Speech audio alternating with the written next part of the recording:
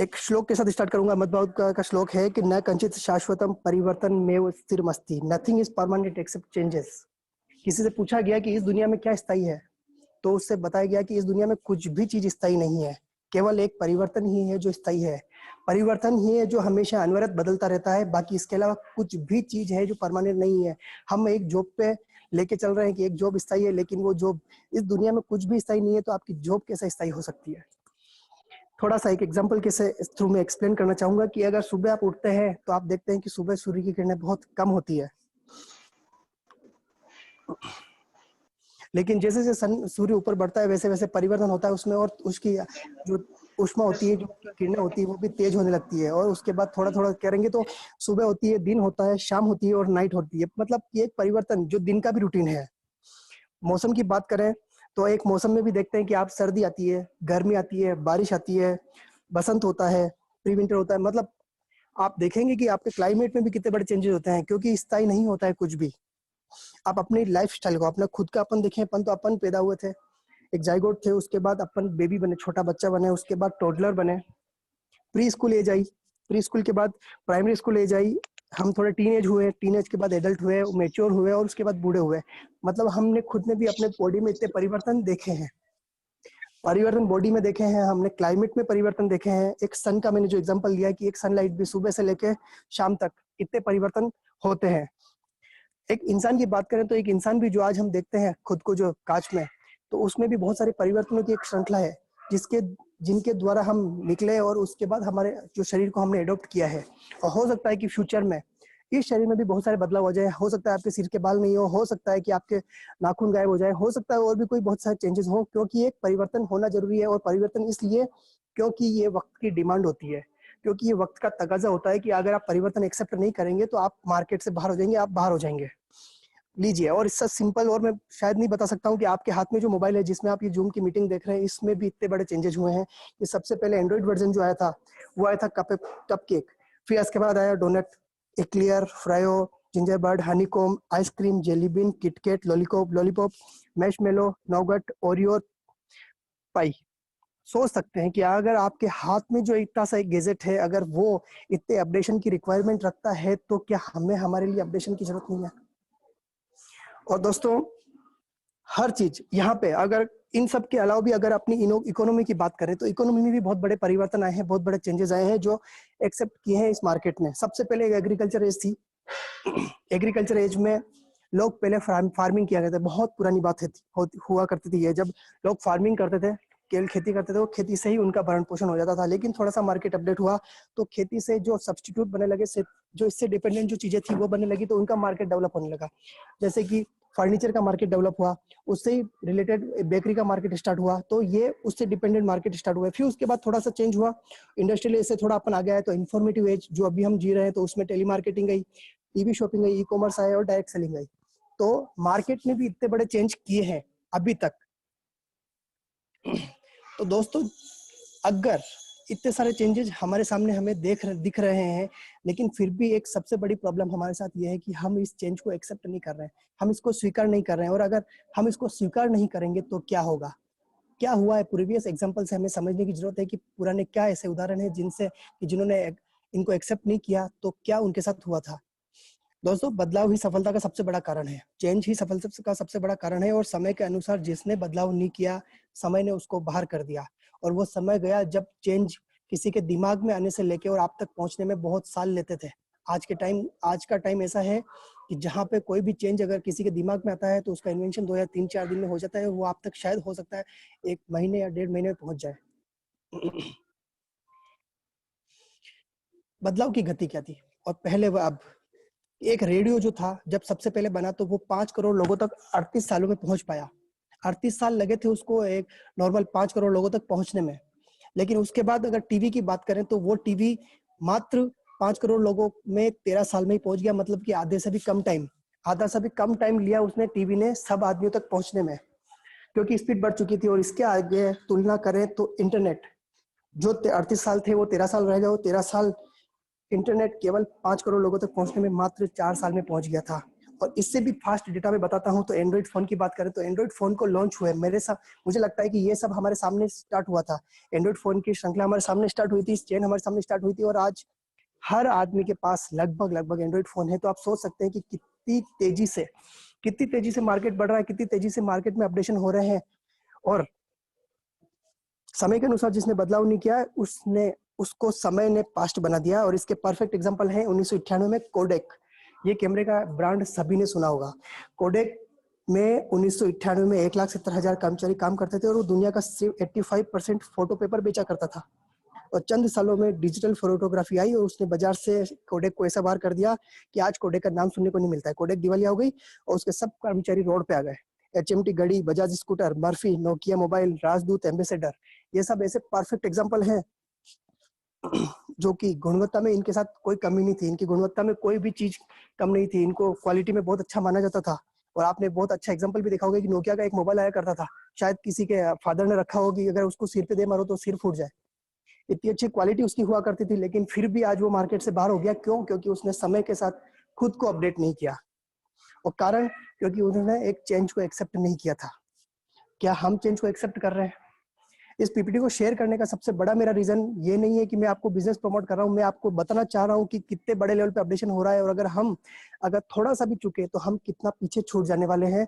और ये स्पीड इतनी तेज है कि आप इसको 1 साल, 2 साल, 5 साल में नहीं पकड़ सकते हैं। परफेक्ट एग्जाम्पल के तौर पर नोकिया मोबाइल लेता हूँ कि नोकिया ने जैसे ही एंड्रॉइड को एक्सेप्ट नहीं किया, आज नोकिया मार्केट से बाहर है। अब भले ही वो एंड्रॉइड लेके आ गया है लेकिन फिर भी आज उसको लोग नहीं मानते इतना। फ्यूचर ऑफ टेक्नोलॉजी, थोड़ा सा बात करेंगे कि टेक्नोलॉजी, ये मार्केट जिस हिसाब से बढ़ रहा है और टेक्नोलॉजी के हिसाब से आने वाले टाइम में किस किस लोग टाइप की जॉब्स है जो खत्म होने वाली है। आपको अंदाजा है आने वाले 10 साल में दुनिया पूरी तरीके से बदल जाएगी और आज चलने वाले 70 से 90% उद्योग बंद हो जाएंगे। अभी डेटा में शेयर करूंगा आपसे, फिगर आउट करना आपकी क्या ये चीज सही है। उबेर सबसे कॉमन नाम है और सबने सुना होगा कि उबेर एक सॉफ्टवेयर है जिसकी अपनी खुद की एक भी कार नहीं है, उसके बावजूद भी दुनिया की सबसे बड़ी टैक्सी कंपनी है। पेटीएम, ओला कैब्स, ओयो रूम्स, ऐसे कई उदाहरण है। यूएस में IBM वॉटसन नाम का एक सॉफ्टवेयर है जो वकील से ज्यादा बेहतर लीगल एडवाइस देता है। और आने वाले 10 साल में यूएस की 90% वकील बेरोजगार हो जाएंगे और 10% जो बचेंगे वो सुपर स्पेशलिस्ट हो गए। सोच लीजिए, आपकी एक वकील की जॉब को तो सिक्योर माना जा सकता था, लेकिन ऐसे सॉफ्टवेयर भी डेवलप हो गए हैं जो वकील से ज्यादा बेटर आपको एडवाइस दे सकते हैं। और सबसे बड़ी बात है, रिलायबल होगा। उसको केवल 1 टाइम इन्वेस्टमेंट करना है। वकील के लिए हो सकता है आपको फ्रीक्वेंटली आपको कंसल्टेशन देनी पड़े, लेकिन एक सॉफ्टवेयर जब बन जाएगा तो वो आपको जिंदगी भर के लिए लीगल एडवाइस देगा, बेटर देगा, एक्यूरेट देगा, और सबसे बड़ी बात है वो फ्री होगी। वाटसन नाम का इसी ब्रांड का एक सॉफ्टवेयर बन रहा है जो आने वाले टाइम में मनुष्य की तुलना में कैंसर का डायग्नोसिस 4 गुना तेजी से और एक्यूरेसी से करेगा। 2030 तक कंप्यूटर मनुष्य ज्यादा इंटेलिजेंट हो जाएगा। और 2020 तक ड्राइवरलेस कार, जो अपन सुन रहे हैं अभी कि ड्राइवरलेस की बहुत बड़े लेवल पे प्लानिंग चल रही है, और 2021 तक ऐसा एक आविष्कार पूरी दुनिया में बदलेंगे। अब आप सोच लीजिए एक बार कि अगर ड्राइवरलेस कार आ गई तो ड्राइवर्स कहाँ जाएंगे? अभी आप इनकम ए पे डिपेंडेंट है, जो ए प्लान आप जो कर रहे हैं फॉलो, सोच लीजिए कि अगर एक प्लान फेल हो जाता है तो बी प्लान के लिए क्या आपके पास कोई प्लानिंग है? अगले 10 साल में सड़कों पे 90% कार गायब हो जाएगी और बचेगी वो या तो इलेक्ट्रिक होगी या फिर हाइब्रिड। सड़कें खाली होगी, पेट्रोल की खपत 90% तक घट जाएगी और सारे अरब देश दिवालिया हो जाएंगे। और इलेक्ट्रिक, इसके बारे में मुझे एग्जांपल देने की जरूरत नहीं पड़ेगी शायद, क्योंकि आज टाटा ले लीजिए, आज इलोन मस्क ले लीजिए, हर बड़ा जो आदमी है जो ऑटोमोबाइल इंडस्ट्री से जुड़ा हुआ है, वो उस पे प्राइम फोकस केवल उसका यही है कि इलेक्ट्रिक कार बने या सोलर कार बने, ये देख सकते हैं हम। अब सोच लीजिए कि अगर सोलर कार बन जाती है तो फ्यूचर में पेट्रोल पंप्स के नाम का धंधा खत्म। पेट्रोल पंप पे जो रिफिलिंग करने वाला आदमी है वो खत्म। हो सकता है कि इस जगह इलेक्ट्रिक ले लेंगी, लेकिन फिर भी वो इतना फ्रिक्वेंट नहीं होगा जितना आज पेट्रोल डीजल की जरूरत है। और इलेक्ट्रिक तो हर घर में अवेलेबल है, तो उसको बाहर जाके चार्ज कराने की बहुत रेयर कंडीशन रहेगी। आप उबर से सॉफ्टवेयर का ले लीजिए, आप एक क्षण में एक ड्राइवरलेस कार, ये अभी इंडिया में शायद अभी तो थोड़ा टाइम लगेगा, लेकिन बाहर ऐसा हो चुका है कि आपको ड्राइवरलेस कार्स केवल एक सॉफ्टवेयर से अवेलेबल है। वहाँ पे कोई ड्राइवर की जरूरत नहीं है आपको, और वो राइड आपके बाइक से भी सस्ती पड़ेगी। तो लोग कार में इन्वेस्ट करना छोड़ देंगे। कार्स के ड्राइवरलेस होने से 90%, 99% एक्सीडेंट होने बंद हो जाएंगे। इससे कार इंश्योरेंस नामक का धंधा खत्म हो जाएगा। कि आप सोच लीजिए, इंश्योरेंस सेक्टर पे भी सवालिया निशान लगने वाला है। ड्राइवर जैसा कोई रोजगार धरती पे नहीं बचेगा। और जब शहरों और सड़कों पर 90% कार गायब हो जाएगी तो ट्रैफिक और पार्किंग जैसी समस्या स्वतः समाप्त हो जाएगी। क्योंकि एक कार आज की 20 कार के बराबर होगी। अगेन पार्किंग का धंधा खत्म होने जा रहा है। आज से 5 से 10 साल पहले ऐसी कोई जगह नहीं थी जहां पे पीसी होना नहीं हो। फिर जब कि सबकी जेब में मोबाइल आ गया तो पीसीओ के बंद होने लगे, और फिर उन सब पीसी वालों ने फोन का रिचार्ज करना शुरू कर दिया, और अब तो रिचार्ज भी ऑनलाइन हो रहा है। ये सब हमारे सामने की बातें हैं कि पीसीओ हमने सामने खत्म होते देखा है। आजकल बाजार में हर तीसरी दुकान मोबाइल की है। ऑब्वियसली रिसेल्स की हो गया, सर्विस का हो गया, रिचार्ज का हो गया, लेकिन आने वाले टाइम में ये सब पेटीएम करने लग जाएगा। अब तो लोग रेल का टिकट भी जो है वो ऑनलाइन फोन से बुक कर रहे हैं। अब पैसे का लेन देन बदल रहा है, और करेंसी नोट की जगह अब प्लास्टिक मनी ने ली है, और बहुत जल्दी हम डिजिटलाइजेशन आज हो रहा है। गूगल पे, फोन पे सभी के मोबाइल में है। आप सोच लीजिए। तो दुनिया बहुत तेजी से बदल रही है दोस्तों। आंख कान नाक खुले रखिए, वरना आप पीछे छूट जाएंगे, और समय के साथ बढ़ने की तैयारी करनी पड़ेगी हमारे को। समय के साथ एडॉप्ट करना पड़ेगा कोई नया कॉन्सेप्ट ऐसा जो हमारे जीवन में हमें वापस से इस टाइम के फ्रेम के अकॉर्डिंग वापस से मेंटेन कराए। एक और अच्छा एग्जांपल, 2010 में आपको शायद शूट आउट करना होता तो एक हेलीकॉप्टर की जरूरत होती है, एक कैमरामैन की जरूरत होती है। मात्र 10 साल में एक ड्रोन ने इन दोनों को रिप्लेस कर दिया। अब ना आपको हेलीकॉप्टर की जरूरत है, कॉस्ट इफेक्टिव भी हो गए कि आपको इतना पैसा भी नहीं देना पड़ रहा है, और दूसरी बात उससे अच्छा क्वालिटी आप मेंटेन कर रहे हैं। ये एक एग्जांपल है बेंगलोर का, किसी रेस्टोरेंट का ये फोटो है। आप आराम से देख सकते हैं, इनकी शक्लें देख के लग जाएगा आपको कि ये इंडियंस है। और ये बेंगलोर के रेस्टोरेंट का है, जहाँ पे रोबोट्स अपने वेटर के रूप में रिप्लेस कर दिए गए। सोच लीजिए आपकी, अगर आप के आसपास में कोई ऐसा जना है जो वेटर है या फिर सर्विंग का काम करता है, तो सोच लीजिए कि उसके ऊपर भी निशान लगने वाला है आने वाले टाइम में। रोबोट वेटर बहुत ही लेटेस्ट और बहुत ही मतलब दिमाग को घुमा देने वाली न्यूज है कि दुबई में एक ऐसा सिस्टम है ब्लॉकचेन, जो Dubai sets all its sight on becoming the world's first blockchain power government. Dubai एक ऐसी जगह बनने वाली है जहां पे ब्लॉकचेन एडॉप्ट कर रहे हैं वो, और 100% ब्लॉकचेन से ही आपकी जो सर्कुलेशन, मनी का सर्कुलेशन होगा वो होगा। आप उसमें आप रिचार्ज ले लीजिए, आप लाइट के बिल ले लीजिए, आपको जो भी ट्रांजेक्शन आप जो अभी कैश में कर रहे हैं वो ब्लॉकचेन के थ्रू होगा। और ब्लॉकचेन का सबसे बड़ा एक जो ड्रॉबैक मान सकते हैं वो ये है कि आने वाले टाइम में बैंक खत्म हो जाएंगे। और जब ये दुबई डिक्लेयर कर चुका है, अगर ये लोग अभी शायद कोरोना नहीं होता तो शायद बहुत बड़े लेवल पे प्लानिंग हो चुकी होती, क्योंकि ये 2020 में ही डिक्लेयर कर चुका था कि 2020 में हम ब्लॉकचेन को एडॉप्ट कर लेंगे और बैंकिंग पूरी दुबई से खत्म हो जाएगी। अब सोच लीजिए, अगर दुबई आज एक्सेप्ट कर रहा है तो फ्यूचर में ये कहीं ना कहीं 2 साल, 5 साल, 10 साल बाद इंडिया में आने वाली है ये टेक्नोलॉजी, और इंडिया में भी बैंकिंग सेक्टर को डिस्टर्ब करने वाली है। थोड़ा एग्जांपल लेंगे हम कि और फ्यूचर में क्या क्या चीजें हैं जो बदलने वाली है। अमेजोन, आज आपके टाइम आप कोई भी अमेजोन पे पार्सल बुक करते हैं तो आपको एक डिलीवरी बॉय आता है देने के लिए। अमेजोन ने उसको भी रिप्लेस कर दिया है, और डिलीवरी के लिए आप ड्रोन से स्टार्ट कर दिया हो। जीपीएस से ट्रैकिंग करो, जीपीएस से लोकेशन डालो, और वो पार्सल आपको घर पे सीधा डिलीवरी हो रही है, पूरा एक्यूरेसी के साथ, बिना किसी एक्सपेंस के साथ और बिना किसी चार्ज के साथ। सोच लीजिए, डिलीवरी बॉय की नौकरी जाने वाली है। उसके बाद ड्राइवरलेस कार्स आ रही है, AI, artificial intelligence. Artificial intelligence के बारे में थोड़ा बता दूं कि जैसे आपने अभी एक देखा होगा टीवी पे डाटा नेक्सा करके, एलेक्सा करके, अमेजोन की एलेक्सा, जिसपे वो बोलता है कि Alexa please play the song, तो वो एलेक्सा आपको गाना गाने लग जाती है। ये शुरुआत है दोस्तों आर्टिफिशियल इंटेलिजेंस की। आने वाले टाइम में हमें केवल बोलने से ही हमारे सब काम होने लग जाएंगे। आप कार को बोलेंगे और कार रन करने के लिए चलने लग जाएगी। इसका बहुत बड़ा मार्केट आने वाला है। आज सोलर एनर्जी, ऑब्वियसली पेट्रोल के बाद सब्स्टिट्यूट एक ही बचेगा, वो है सोलर एनर्जी, और वहां पे आपको हर चीज सोलर एनर्जी से हो जाएगी आपको कंप्लीट। डाटा पॉलिसी, आपने देखा होगा कि आज डाटा प्राइवेसी के नाम का बहुत बड़ा धंधा है, और डाटा प्राइवेसी के ऊपर बहुत सारी जो गवर्नमेंट है बहुत स्ट्रिक्ट है। फेसबुक ने डेटा लीक कर दिया है, ट्विटर ने डेटा लीक कर दिया, ऐसा आए दिन सुनने में आता है। आने वाले टाइम में आपके हेल्थ इंश्योरेंस, आपके कार इंश्योरेंस के साथ साथ आपका डाटा इंश्योरेंस भी होने वाला है, डाटा पॉलिसी भी होने वाली है, और इसका बहुत बड़ा मार्केट आने वाला है। रोबोट कोरियर, जैसा कि मैंने एक्सप्लेन कर दिया पहले।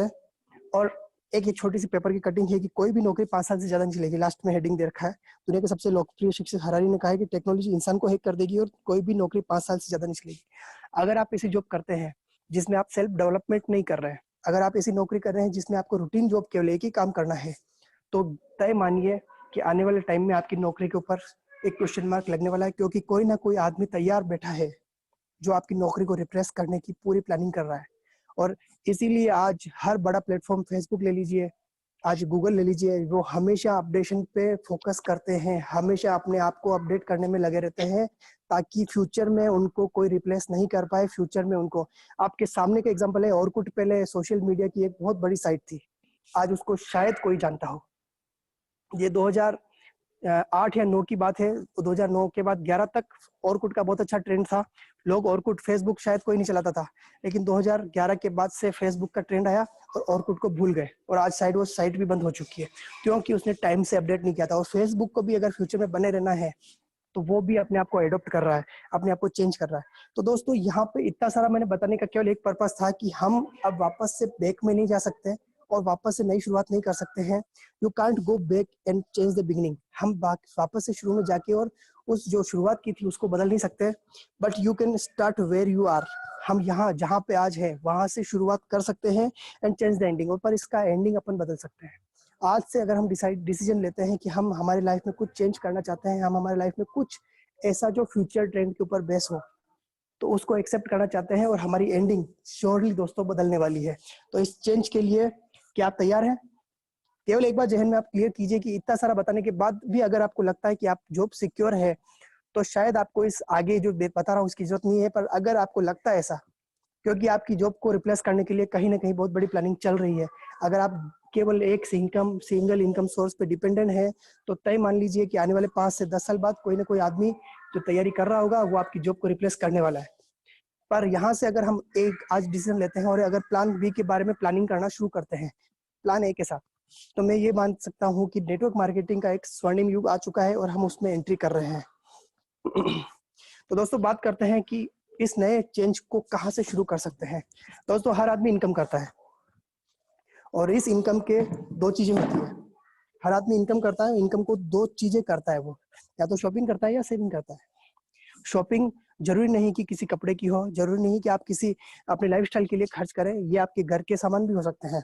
तो शॉपिंग और सेविंग, एक नॉर्मल इकोनॉमिक डेटा ये बताता है कि आप 70% शॉपिंग के ऊपर अपना पैसा खर्च करते हैं। अगर कोई आदमी 1 लाख रुपए कमा रहा है तो वो 70%, 70,000 रुपए, क्योंकि उसका लाइफ स्टाइल भी वैसा ही होगा। और एक आदमी जो 10,000 रुपए कमा रहा है तो वो 7,000 रुपए अपनी शॉपिंग घर के एक्सपेंस पे खर्च करेगा और 30% अपनी सेविंग करता है। ये फिगर है और ये फैक्ट है। पर ये 30% जो हम सेविंग करते हैं, इस सेविंग का बेसिकली होता क्या यूज है? हम इसको लाइफस्टाइल के लिए रिजर्व करते हैं कि हम इस पैसे को बचा के कल को प्लॉट खरीदना है, कल को मकान खरीदना है, कल को हो सकता है कि कोई अच्छी कार, इस 30% रुपीज को जो हम बचा रहे हैं उसको खर्च करें। इससे हम बिग हाउस, एक अच्छे मकान की कल्पना कर सकते हैं कि ये 30% पैसा हम उसके लिए स्पेंड करें, और अगर बच जाता है तो उसके बाद फॉरेन टूर, रियल लाइफ, थोड़ा घूमना फिरना। पर असल में क्या ऐसा होता है क्या? शायद नहीं, शायद नहीं, कंफर्म है कि ये नहीं होता है। क्योंकि एक मिडिल क्लास, एक लोअर क्लास, एक हायर मिडिल क्लास, इन सभी को ये पैसा खर्च करना पड़ता है। और ये पैसा कहाँ जाता है? इमरजेंसीज में, हेल्थ इश्यूज पे। कोई आदमी बीमार हो गया तो ये 30% सेविंग उस जगह लग जाती है। उसके बाद सोशल एक्सपेंस, हम सामाजिक प्राणी है, हमें समाज में उठना बैठना होता है, तो कहीं भी गए तो गिफ्ट देना, गोत्र बढ़ना, शादी में गए तो बहुत सारी चीजें होती है जो इन 30% से ही हमेशा निकलती है। इसके अलावा बहुत सारे खर्चे होते हैं जो हम इस 30% से खर्च करते हैं। तो मोटा मोटा ये होता है कि जो 30% हम हमारे जीवन के लिए बचा रहे हैं, लाइफस्टाइल के लिए बचा रहे हैं, उसका कोई बहुत बड़ा चेंज नहीं आता है, उससे बहुत बड़ा कोई फैक्टर हमारे ऊपर लागू नहीं होता है जिससे हम हमारे जीवन में बहुत बड़ा बदलाव कर सके। और रही बात 70%, जो तो हम वैसे भी खर्च कर रहे हैं, इसको तो वैसे भी खर्च करना है और इसको खर्च करना है, तो इससे तो वैसे भी सेविंग नहीं हो रही आज तक।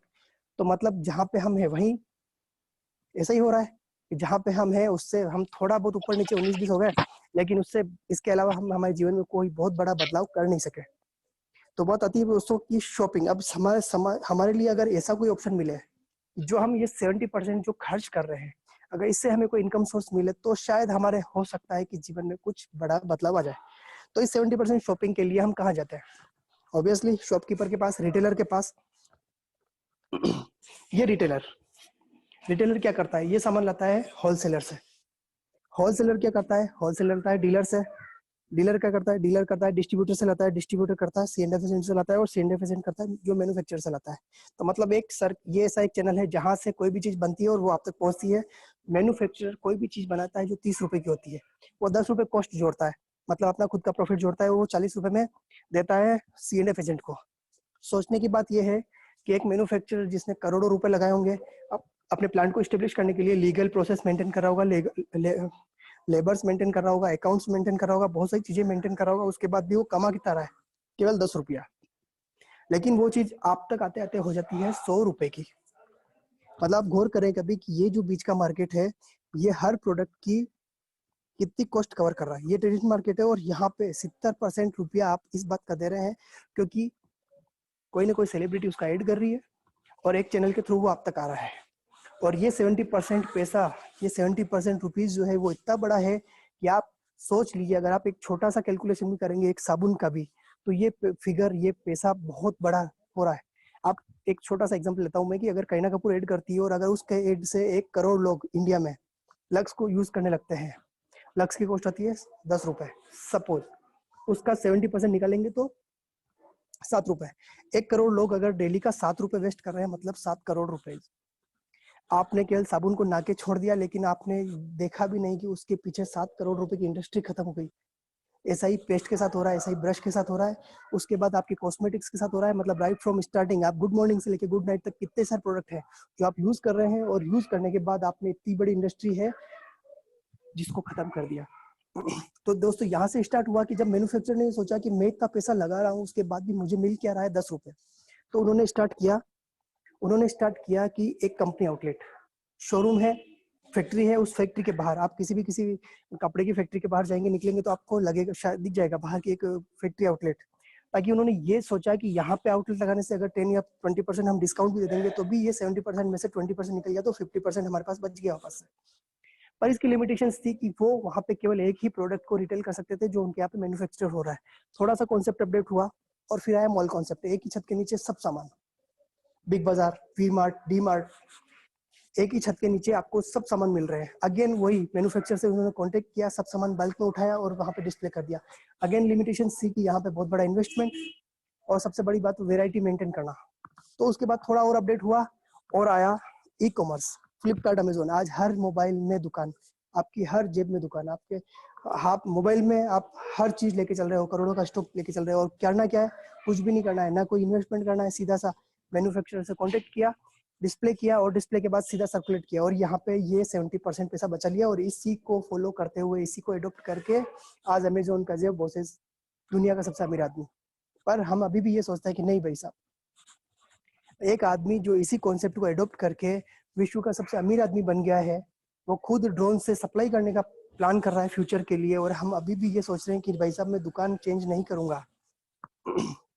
अगर मैं आपको ये बोलूं कि ये मैन्युफैक्चरर से ये सामान, और यहाँ से एक और बात, बहुत बड़ी बात है वो कि यहाँ से इसी मार्केट से, जिसको बोलते हैं 21st सेंचुरीज मार्केट, ये मार्केट जो 70% मार्केट की जो यानी कि जो लाभ कवर करता है, जो कॉस्ट कवर करता है, वो यहाँ से हर स्टार्टअप हो रहा है। 90% स्टार्टअप इसी जगह से हो रहे हैं।